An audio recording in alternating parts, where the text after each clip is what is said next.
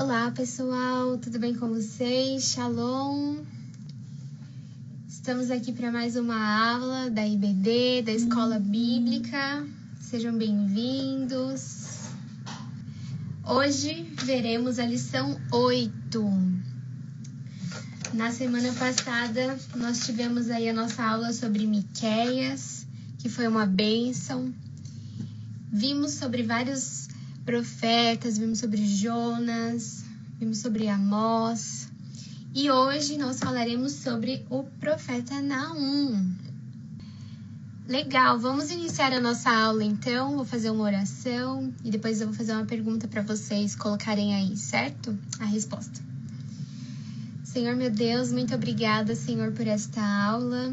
Muito obrigada, Senhor, por esta oportunidade que temos de aprender mais da Tua Palavra, Senhor, de ir mais fundo na Tua Palavra, Pai, de aprender mais de Ti, Senhor, de aprender a maneira em que o Senhor age em nosso meio, Senhor. Nós Te agradecemos por esse privilégio, Pai, porque muitos hoje em dia não podem fazer isso, Senhor, e nós, inclusive, estamos vendo isso aí nos jornais, mas, Senhor, nós te agradecemos de todo o coração por isso. Eu peço que esta aula seja bênção para cada um que está assistindo. Peço que o Senhor fale ao coração de cada um que está assistindo, em nome de Jesus. Amém. Vamos lá então, pessoal. Vamos começar a nossa aula então. Hoje nós falaremos sobre a lição 8 do profeta Naum, como eu falei, da revista Vigilância, Justiça e o Culto a Deus, certo? E eu vou fazer uma pergunta para vocês. O nosso tema de hoje é: Naum, até onde vai a paciência de Deus? E a pergunta que eu coloco para vocês é: a paciência de Deus dura para sempre? Coloquem aí. Coloquem o sim ou não e o porquê. Por que vocês acham? Não dura para sempre por causa disso. Dura para sempre por causa disso. Será que a paciência de Deus, ela dura para sempre, independente das circunstâncias ou não? Será que tem uma hora que tem o basta? O que vocês acham? A paciência de Deus dura para sempre?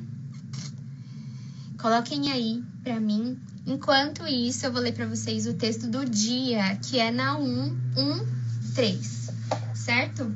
Que diz assim: o Senhor é muito paciente, mas o seu poder é imenso. O Senhor não deixará impune o culpado. O seu caminho está no vendaval e na tempestade, e as nuvens são a poeira dos teus pés. É isso que diz lá em Naum 1:3, certo? E eu vou ler para vocês aqui a síntese, então, tá aí na sua revista, quem estiver acompanhando aí com a gente, tá lá na página 53, tá? A síntese diz assim: a misericórdia de Deus nos oferece novas oportunidades, porém, há um momento em que a paciência de Deus cede lugar à sua justiça, pois o culpado jamais será tratado como inocente na hora do juízo. E aí, diante desse versículo aí que eu li para vocês, diante dessa síntese, a paciência de Deus dura para sempre? Coloquem aí, sim ou não? O que vocês acham? Vou ir aguardando aí a resposta de vocês. Enquanto eu vou falando um pouquinho aí sobre o nosso tema, vou dar uma pincelada aqui para vocês entenderem mais ou menos onde a gente está. Seguinte, Naum era um profeta de Judá. Então, você já sabe que ele era um profeta de Judá e a sua mensagem falava a respeito de uma promessa divina. E qual que era essa promessa divina? Era a punição da Assíria por sua crueldade. Era a punição dos assírios. E a gente vai ver por que esses assírios eles estavam sendo condenados, porque haveria um juízo sobre eles. Aqui ela comentou aí que a paciência de Deus não dura para sempre. Muito bom. Vamos esperar aí o pessoal responder. Então, o livro de Naum, ele enfatiza a misericórdia de Deus, enfatiza o juízo. São duas coisas, enfatiza a misericórdia e enfatiza o juízo. Se você puder, comente aí, escreva aí. Misericórdia e juízo. Escrevam aí para mim, para ver se vocês estão ligados, para ver se vocês estão acompanhando. O livro de Naum fala a respeito da misericórdia e da justiça de Deus, certo? Então, assim, como a Síria, muitos veem a misericórdia de Deus e a bondade de Deus como uma licença, né? Como um consentimento, assim, para o pecado, para pecar, como uma muleta. E nós não devemos fazer isso, porque a misericórdia de Deus, a bondade de Deus, tem um limite, tudo tem um limite, certo? O Victor escreveu aí misericórdia e justiça. Então, cuidado, porque muitas pessoas, como os assírios, confundem aí a bondade de Deus com a misericórdia de Deus, com a graça, né? A gente tem que tomar cuidado para não abusar de tudo isso. Mas a gente vai ver sobre isso aí conforme a gente for conversando sobre a lição, tá bom?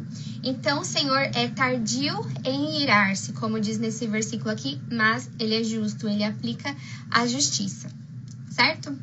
Então, eu vou ler para vocês Naum, capítulo 1, do 1 ao 3, pra gente se conceituar melhor aí, tá bom? Se vocês tiverem a oportunidade de ler o livro de Naum, leiam, porque são 3 capítulos só, é muito curtinho, são 3 páginas, é bem de boa para fazer a leitura em um dia, certo? Então, eu vou ler para vocês Naum 1, do 1 ao 3. Advertência contra Nínive, livro da visão de Naum, de Eucós. O Senhor é Deus zeloso e vingador. O Senhor é vingador, o seu furor é terrível. O Senhor executa a vingança contra os seus adversários e manifesta o seu furor contra os seus inimigos. O Senhor é muito paciente, mas o seu poder é imenso. O Senhor não deixará impune o culpado. O seu caminho está no vendaval e na tempestade, e as nuvens são a poeira dos seus pés. Então, esse é o contexto aí da nossa leitura, da nossa aula, tá? Então, vamos lá. O que quer dizer, né, todos esses versículos que a gente leu? Deus, ele concede tempo e ele concede oportunidade para o arrependimento antes de ele aplicar o juízo. Então, não pensa que Deus é um Deus maldoso. Nos comentários, vocês estão me ouvindo. Se vocês estão me ouvindo e vendo bem, tá bom? Eu vou dando continuidade aqui. Então, Deus, ele dá várias oportunidades antes de aplicar o juízo. Ele dá várias chances. Sabe aqueles joguinhos aí que a gente joga, que você tem várias vidas, né, antes de morrer de vez? Joguinhos aí, Super Mario, nem lembro mais se é assim, mas é um exemplo aí para vocês se situarem. E é exatamente assim. E Nínive já havia provado da misericórdia e da bondade do Senhor lá com Jonas. Lembra, nós tivemos essa aula e nós vimos aqui que o povo também estava andando na desobediência, na iniquidade. Jonas foi lá, pregou para eles, eles se arrependeram e o juízo foi suspenso. Não houve juízo, ufa! Mas o tempo passou, as gerações mudaram, os filhos nasceram e o povo começou a andar em iniquidade de novo, o povo começou a andar em desobediência de novo, e aí veio o juízo, e a gente vai ver por quê, o que eles fizeram que veio um juízo sobre eles. Mas é importante a gente destacar que eles tiveram inúmeras chances antes desse juízo vir, certo? Eles tiveram várias oportunidades de arrependimento. E aí, então, a gente já entra para o nosso primeiro tópico aí da nossa revista, no ponto 1, e o tema é o Consolador. Por que o Consolador? Porque Naum significa Consolador. Aí você vai falar, mas como assim Naum significa Consolador? No livro do cara, ele vai falar só de destruição, ele vai falar só de juízo sobre a terra, só que vai dar ruim. E como que o nome dele significa Consolador? Como assim? Por quê? Porque a justiça de Deus, ela sempre tem uma duplicidade. Por quê? Porque nesse caso aqui dos assírios, o juízo viria sobre os assírios, mas o consolo viria sobre Judá. E a gente vai entender um pouquinho, conforme a gente for caminhando, a gente vai entender isso. Mas a profecia de Naum, ela trazia a mensagem, sim, de juízo para os assírios, que estavam ali enchendo o saco de Judá, mas ao mesmo tempo trazia uma mensagem de consolo ali para o povo de Deus que estava ali naquele lugar para Judá, certo? E assim, gente, é importante a gente falar também que os assírios ali eram inimigos sim, nível hard, sabe? Do povo cristão ali. Eles eram conhecidos pela sua crueldade mesmo. Aí eu vou falar um pouquinho pra vocês sobre eles um pouquinho mais pra frente, mas eles tinham essa fama, eles conquistaram essa fama de terror, assim. Todo mundo tinha medo deles, eram um inimigo dos cristãos, os assírios. Então o juízo viria sobre eles e o consolo viria sobre o povo de Deus, porque o povo de Deus não poderia sofrer ali uma destruição, eles não tinham culpa, certo? Então, esse juízo de Deus não trouxe, assim, e nunca traz, né, injustiça, não comete injustiça, certo? Então, assim, a justiça de Deus é consolo para o justo e terror para o ímpio. Grava isso aí na sua mente, certo? Por isso que tem essa duplicidade no seu efeito. E assim, Jonas, como eu falei pra vocês, Jonas, ele testemunhou a suspensão do juízo lá atrás, que a gente teve essa aula aqui na EBD, mas com Naum foi diferente, porque houve o juízo, não teve jeito, ali o Senhor deu o seu basta e houve o juízo, tá? Mas assim, Naum também foi ensinando ao longo da sua vida, e até aqui no livro em que ele escreve, ele ensinou a Judá que a nação que aterrorizava eles receberia sim o seu juízo na hora certa por conta das suas barbaridades, mas tudo tem o seu tempo, certo? Então esse é mais um plano geral aí para vocês entenderem o contexto aí dessa história. E a gente já parte aí pro ponto 2, que vai falar a respeito da data da profecia. Por quê? Porque assim, as informações históricas de Naum, elas são um pouco precárias. Por quê? Porque ele não cita nenhum nome de rei no livro em que ele escreve. Porque quando um profeta ele coloca lá o nome do rei, aí os estudiosos, aí os historiadores conseguem saber em que tempo que foi aquilo. Mas Naum ele não fala o nome do rei. Porém, Naum ele deixa algumas pistas aí a respeito do tempo em que eles estavam. Por quê? Porque Naum ele cita o cativeiro de Tebas. E o que era Tebas? Tebas era uma cidade muito fortificada, era uma cidade cheia de riquezas. E Naum ele cita aqui o cativeiro de Tebas. Então a gente já consegue entender, porque Tebas foi até a capital do Egito. Então a gente consegue saber que nesse ápice de Tebas havia esse cativeiro, né? Tebas fica na Grécia. Então, e até por conta da própria destruição dos assírios, até por conta desse juízo, a gente consegue saber em que tempo mais ou menos foi escrito, certo? Porque essa destruição, esse juízo sobre os assírios foi um grande marco na história geral, e eu vou contar para vocês daqui a pouco por quê, tá bom? Mas aí a gente já parte para o nosso ponto 3, então, que fala a respeito da estrutura e da mensagem do livro de Naum. Então, como eu falei pra vocês, o livro de Amós, gente, são 3 capítulos só. Você pode pegar e ler no mesmo dia, muito rapidinho, são 3 páginas. E é uma leitura muito legal de fazer. Mas assim, os 3 capítulos de Naum, o que vão falar cada capítulo? O primeiro capítulo fala a respeito, Naum, né, ele escreve um salmo de louvor sobre a natureza de Deus. Então ele vai falar Deus bom, Deus zeloso, Deus que cuida, Deus que sabe quem são os que confiam nele. Ele vai dar um salmo de louvor ali. Para quem não sabe o que é louvor, é elogio. Então ele vai elogiar ali o Senhor nesse primeiro capítulo, e ele também vai fazer um anúncio, um breve anúncio ali do juízo, de uma forma mais poética, né, de uma forma mais light. Já no segundo capítulo, ele descreve melhor a queda de Nínive, como que a queda de Nínive vai acontecer, quando vai ser, ele descreve o invasor, quem será o invasor, ele descreve a forma de ataque e ele descreve também os saqueamentos que haverão ali das riquezas, né, de toda a riqueza que aquele povo tinha, certo? Então a gente falou desse segundo capítulo, e o terceiro capítulo de Naum vai falar a respeito dos motivos da queda ali de Nínive. Por que houve essa queda ali dos assírios nessa região? Então, é isso que o terceiro capítulo vai falar. Então, aí você já tem um panorama geral do que vai falar cada capítulo de Naum, certo? Então, assim, o livro de Naum, é importante a gente falar isso, porque tem uma linguagem muito severa, assim, sabe? Tem uma linguagem pesada. Você consegue sentir, assim, lendo a palavra, você consegue sentir como uma linguagem pesada. É uma linguagem severa, mas estava de acordo com as atitudes daquele povo, porque eles estavam pecando demais, assim, a ponto do Senhor aplicar o juízo e falar, não, basta, já deu. Então, é uma linguagem severa, assim, é um peso, até um peso judicial, assim, da parte do Senhor, certo? Então, a gente vendo tudo isso, a gente consegue perceber que não haveria mais misericórdia ali sobre os assírios. Infelizmente, eles tiveram várias chances, várias oportunidades de se arrepender, com Naum ali avisando: galera, o juízo vai chegar, e o povo, ó, não tava nem aí, certo? Então, assim, eles simplesmente ignoraram a misericórdia que eles já haviam experimentado lá no tempo de Jonas. E agora eles experimentariam ali a ira de Deus, infelizmente, certo?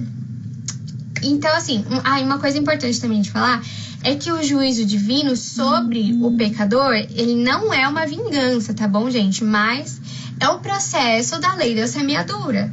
Então, não é que o Senhor tá se vingando ali dos assírios porque ele é um Deus maldoso. Não é isso. É o processo da lei da semeadura. E qual que é a lei da semeadura? De plantar e de colher. Que você planta, você colhe. Você plantou vento, você vai colher vento. Certo? Então, é o processo simples da lei da semeadura que a gente sabe que tem sim que ocorre. Certo? E aí, a gente já pode pular para o nosso ponto 2, então, que vai falar a respeito da longanimidade de Deus. Palavrinha difícil. Longanimidade de Deus. Por quê? Porque Naum, ele louva a Deus no capítulo 1, como a gente falou, ele elogia o Senhor, né? Ele fala da natureza de Deus, fala que é zeloso, fala que ele é grande em força, fala que ele é bom, fala que ele conhece aqueles que confiam nele.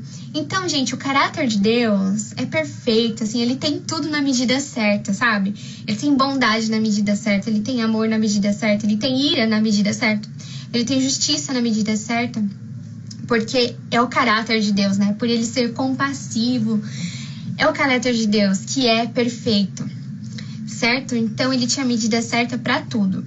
E aí, no versículo que a gente leu, a gente viu ali que ele era tardio em irar-se. Mas como assim tardio em irar-se?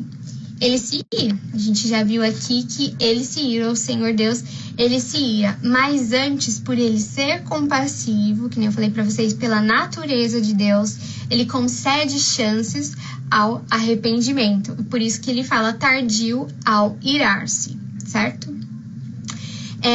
Então, assim, não, as pessoas até falam isso por aí, não use a misericórdia de Deus, a bondade de Deus como uma muleta para pecar. As pessoas confundem um pouco a bondade de Deus com a graça, com a hipergraça, sabe assim?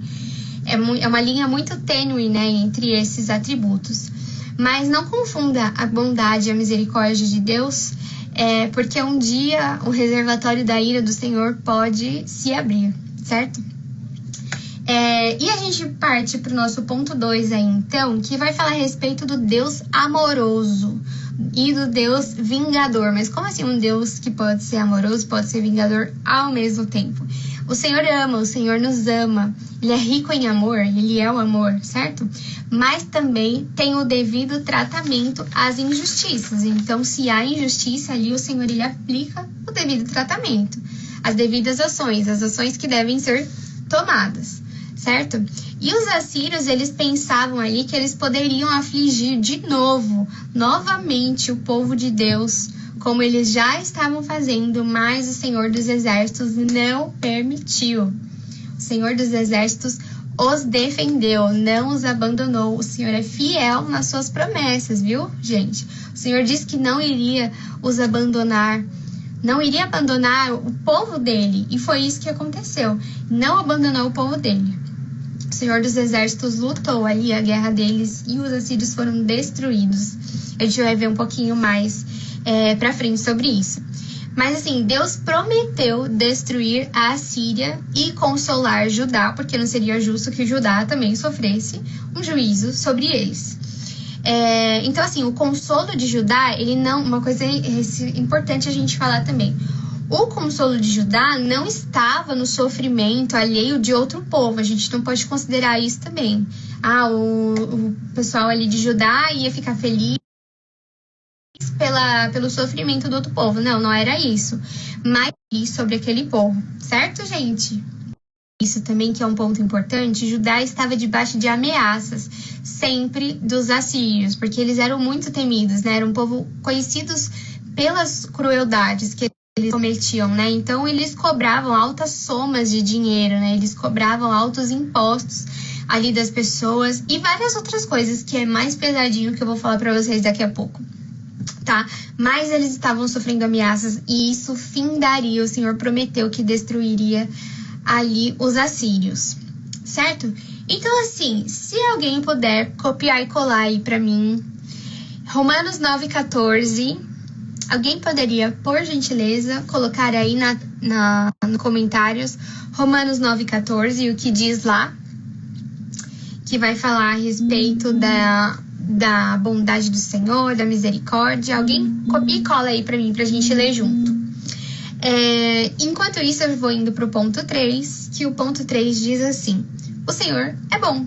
O Senhor, ele é bom, mas a sua benevolência divina não deixa Deus vulnerável ou frágil ou fraco na hora de aplicar o juízo, na hora de executar o juízo sobre aqueles que mereciam. Ao contrário, a palavra de Deus diz que ele persegue os inimigos com trevas. Então não é porque o Senhor ele é benevolente, não é porque o Senhor ele é bondoso, que na hora de aplicar ali o juízo ele fica meio assim.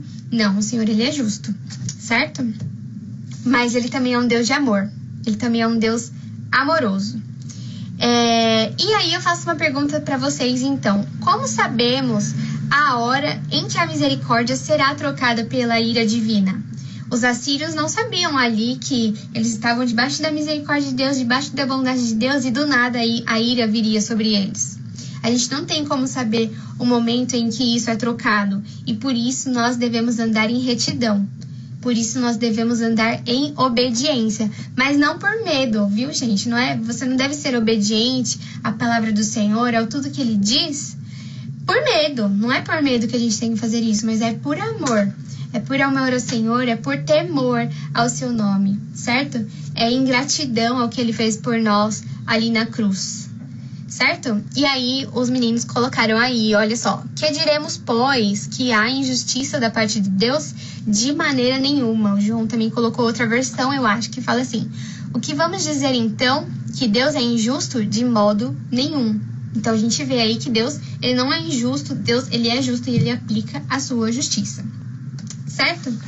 Então obedeçam o Senhor, andem em retidão, jovens, observem as palavras do Senhor aí, certo? Mas por amor, por temor ao seu nome, certo? E a gente vai, então, aí pular para o nosso ponto 3. Agora são 8h36.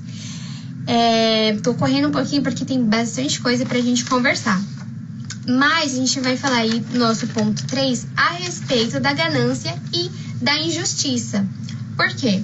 As palavras de Naum ali eram muito duras. E como eu falei, elas andavam lado a lado com as atitudes que eles tinham ali naquela época, porque a galera ali não estava andando conforme os preceitos do Senhor, certo? Então, assim, havia roubos, havia mentiras, eles praticavam o mal pela força e pela persuasão. Então, assim, já não basta como é que se diz, executar o mal, praticar o mal, mas eles faziam isso através da força, forçando as pessoas através da persuasão. Idolatria, feitiçaria, ali também estava presente. Eles massacraram diversos povos, mas diversos mesmo, são inúmeros, e eles saquearam várias e várias e várias cidades. Tudo isso atrás de mais poder, cada vez mais, atrás de mais poder, atrás de mais poder. Aquilo já tinha subido para a cabeça deles, né? Cada vez mais poder. E essa era a atitude deles. E como eu falei, eles eram, como eu falei para vocês, eram conhecidos como mestres do terror. Porque eles conquistaram essa reputação que eles tinham. Eles pegavam pessoas vivas, né? E decepavam as mãos, decepavam os pés, decepavam as orelhas, decepavam nariz das pessoas. Os cativos vivos, eles judiavam muito, gente. Eles eram muito cruéis mesmo, sabe? Maldosos, com maldade no coração.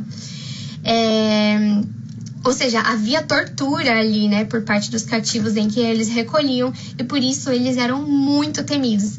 E aí, enquanto eu li, eu até lembrei, sabe quando a gente assiste aqueles filmes de guerra, e aí tem aquele povo que é super cruel e que judia de todo mundo? Não sei se você vai conseguir lembrar de algum filme aí mais ou menos parecido, mas assim, eu consegui imaginar, assim, na minha cabeça, um povo realmente cruel, com maldade no coração.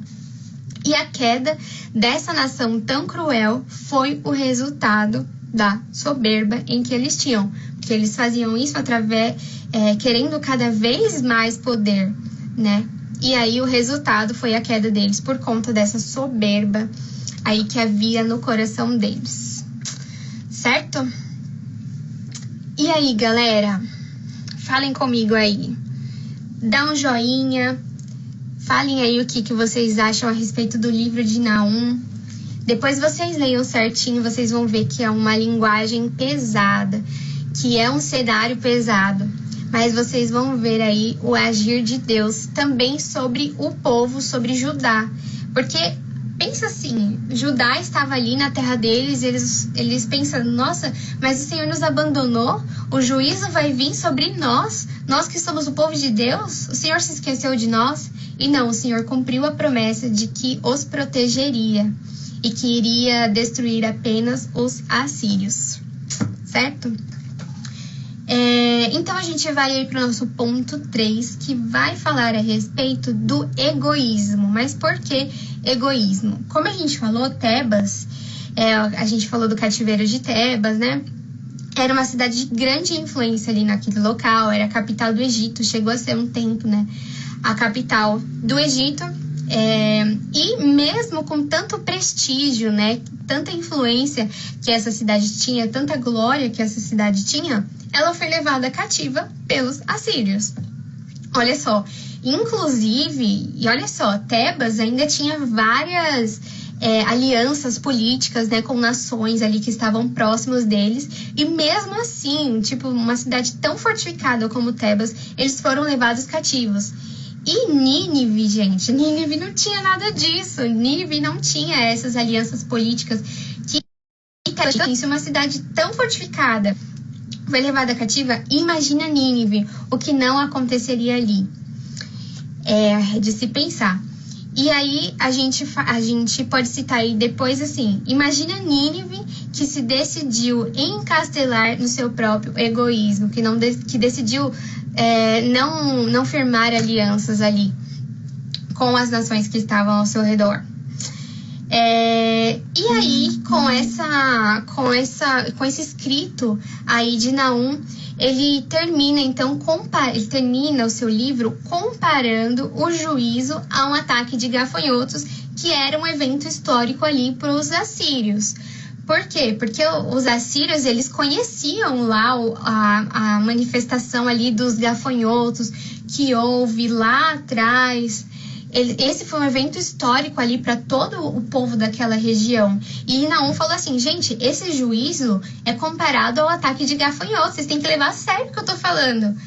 Porque eles sabiam que esse evento dos gafanhotos era um evento assim que chocou as pessoas e que era um evento que marcou para todos os que estavam ali. Porque as pessoas perderam os alimentos, perderam as colheitas, né? Tudo ali que eles produziam, eles perderam. Então foi um choque mesmo que houve ali naquela época. E não falou, gente, o juízo que vai vir aqui vai ser comparado ao ataque de gafanhotos que houve, certo? E a mensagem, então, se cumpriu. A mensagem que Naum levou ali para aquele povo se cumpriu. Os assírios foram destruídos, a Síria foi destruída, completamente destruída, e o exército assírio foi aniquilado. E assim, a destruição, eu estava lendo sobre a destruição dos assírios, da cidade, foi tão completa que demorou anos e anos e anos para os arqueólogos descobrirem que houve aquela cidade. Tipo assim, aquela cidade foi esquecida no tempo, sabe? Assim, foi destruída, nível Chernobyl, sabe? Foi destruída completamente. A nível dos arqueólogos nem imaginarem que aquela cidade um dia existiu, de tão forte e pesado que foi isso. Se eu não me engano, a descoberta dos arqueólogos foi em 1812, então, sim, foram muitos anos depois, foram vários anos depois, certo? Então, assim, pessoal, o livro de Naum, ele nos mostra que as promessas de Deus, elas se cumprem, porque o Senhor guardou o seu povo, o Senhor guardou aqueles que confiavam nele, aqueles que criam nele, aqueles que tinham fé nele. O Senhor guardou essas pessoas. Porque pensa, a cidade em que você está vai ser destruída. E aí, o que vai acontecer comigo? Mas o Senhor cumpriu a promessa de que iria guardá-los. E guardou realmente. E nos mostra também que o Senhor aplica, sim, o seu juízo. O Senhor, ele é justo. Mas ele também é Deus presente na angústia, como foi ali para ajudar. Foi um Deus presente na angústia, os guardou, os protegeu. Certo? Amém, galera? Coloquem um amém aí pra mim. Que o Senhor nos ensine, então, a confiar nele, como confiou ali o povo de Judá sobre esse ataque aí que teria, sobre essa destruição. E a gente já entendeu aí que Deus, ele é justo, viu? Deus, ele dá várias oportunidades pra gente se arrepender, né? Pra gente mudar de atitude. Mas tem a hora do basta. Então a gente não pode esperar a hora do basta, hein? Não podemos esperar a hora do basta. Certo? É isso, pessoal. Nossa aula de hoje sobre Naum. Espero que o Senhor tenha falado com vocês. Espero que o Senhor tenha falado ao coração de vocês. Amém? Amém. O pessoal aí colocando um amém. Então vamos orar então pra gente finalizar a aula. Fechem os olhos aí de vocês. Vamos orar juntos. Senhor, meu Deus, muito obrigada, Pai, por este período de aula. Muito obrigada por esses ensinamentos em que o Senhor trouxe a nós. Senhor, eu peço que o Senhor tenha falado no coração de cada um dos jovens que estão aqui, a cada um dos teens que estão aqui, Senhor. Nós amamos aprender mais de Ti, aprender mais da Tua palavra, Senhor.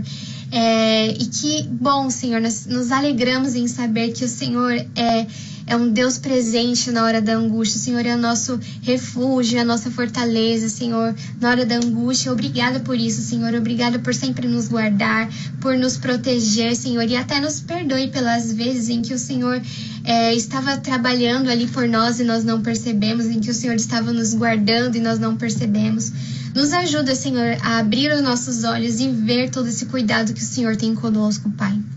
E também obrigada, Senhor, por o Senhor ter nos ensinado sobre a Tua justiça, Senhor, que o Senhor é um Deus de amor, o Senhor é amor, o Senhor é compassivo, o Senhor é bondoso, é zeloso para com o seu povo, mas que também aplica a justiça. Nos ensina, Senhor, a andar em retidão, nos ensina a ter um coração ensinável, a andar em obediência, Senhor, mas não por medo, mas por amor ao Teu nome, por temor, Senhor, ao Teu nome. Em nome de Jesus. Amém. É isso, pessoal. Fiquem com Deus. Deus os abençoe. Espero que o Senhor tenha falado aí no coração de vocês. E até a nossa próxima Escola Bíblica Quarta que vem. Damos continuidade com a nossa aula 9. Certo? Deus abençoe vocês. Shalom. Fiquem com Deus. Deus os abençoe. E um bom resto de semana aí pra vocês. Tá bom? Shalom, pessoal!